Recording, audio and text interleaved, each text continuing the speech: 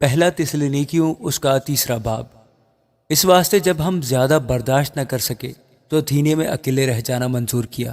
اور ہم نے تیموتھیوس کو جو ہمارا بھائی اور مسیح کی خوشخبری میں خدا کا خادم ہے اس لیے بھیجا کہ وہ تمہیں مضبوط کرے اور تمہارے ایمان کے بارے میں تمہیں نصیحت کرے کہ ان مصیبتوں کے سبب سے کوئی نہ گھبرائے، کیونکہ تم آپ جانتے ہو کہ ہم انہی کے لیے مقرر ہوئے ہیں، بلکہ پہلے بھی جب ہم تمہارے پاس تھے تو تم سے کہا کرتے تھے کہ ہمیں مصیبت اٹھانا ہوگا، چنانچہ ایسا ہی ہوا، اور تمہیں معلوم بھی ہے۔ اس واسطے جب میں اور زیادہ برداشت نہ کر سکا تو تمہارے ایمان کا حال دریافت کرنے کو بھیجا، کہیں ایسا نہ ہوا ہو کہ آزمانے والے نے تمہیں آزمایا ہو اور ہماری محنت بے فائدہ گئی ہو۔ مگر اب جو تیموتھیوس نے تمہارے پاس سے ہمارے پاس آ کر تمہارے ایمان اور محبت کی اور اس بات کی خوشخبری دی کہ تم ہمارا ذکر خیر ہمیشہ کرتے ہو اور ہمارے دیکھنے کے لیے ایسے مشتاق ہو جیسے کہ ہم تمہارے، اس لیے اے بھائیو، ہم نے اپنی ساری احتیاج اور مصیبت میں تمہارے ایمان کے سبب سے تمہارے بارے میں تسلی پائی، کیونکہ اب اگر تم خداوند میں قائم ہو تو ہم زندہ ہیں۔ تمہارے باعث اپنے خدا کے سامنے ہمیں جس قدر خوشی حاصل ہے اس کے بدلہ میں کس طرح تمہاری بابت خدا کا شکر ادا کریں۔ ہم رات دن بہت دعا کرتے رہتے ہیں کہ تمہاری صورت دیکھیں اور تمہارے ایمان کی کمی پوری کریں۔ اب ہمارا خدا اور باپ خود اور ہمارا خداوند یسوع تمہاری طرف ہماری راہبری کرے، اور خداوند ایسا کرے کہ جس طرح ہم کو تم سے محبت ہے اسی طرح تمہاری محبت بھی آپس میں اور سب آدمیوں کے ساتھ زیادہ ہو اور بڑھے، تاکہ وہ تمہارے دلوں کو ایسا مضبوط کر دے کہ جب ہمارا خداوند یسوع اپنے سب مقدسوں کے ساتھ آئے تو وہ ہمارے خدا اور باپ کے سامنے پاکیزگی میں بے عیب ٹھہرے۔ آمین۔ پہلا تسلنیکیوں اس کا 4 باب۔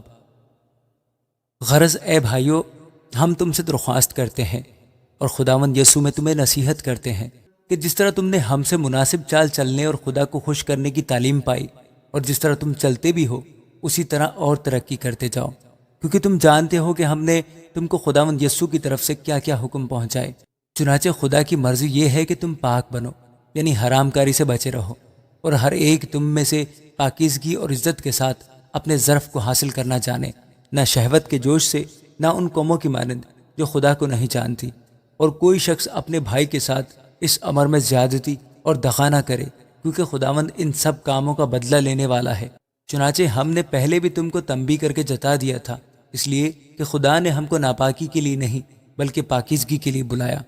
پس جو نہیں مانتا وہ آدمی کو نہیں بلکہ خدا کو نہیں مانتا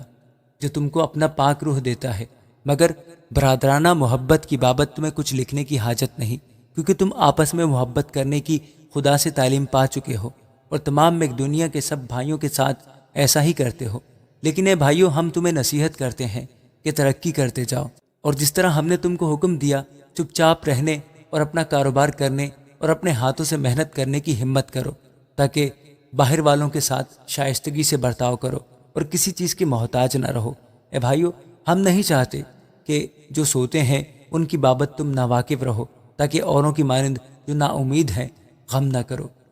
کیونکہ جب ہمیں یہ یقین ہے کہ یسوع مر گیا اور جی اٹھا تو اسی طرح خدا ان کو بھی جو سو گئے ہیں یسوع کے وسیلہ سے اسی کے ساتھ لے آئے گا۔ چنانچہ ہم تم سے خداوند کے کلام کے مطابق کہتے ہیں کہ ہم جو زندہ ہیں اور خداوند کے آنے تک باقی رہیں گے سوئے ہوئوں سے ہرگز آگے نہ بڑھیں گے، کیونکہ خداوند خود آسمان سے للکار اور مقرب فرشتوں کی آواز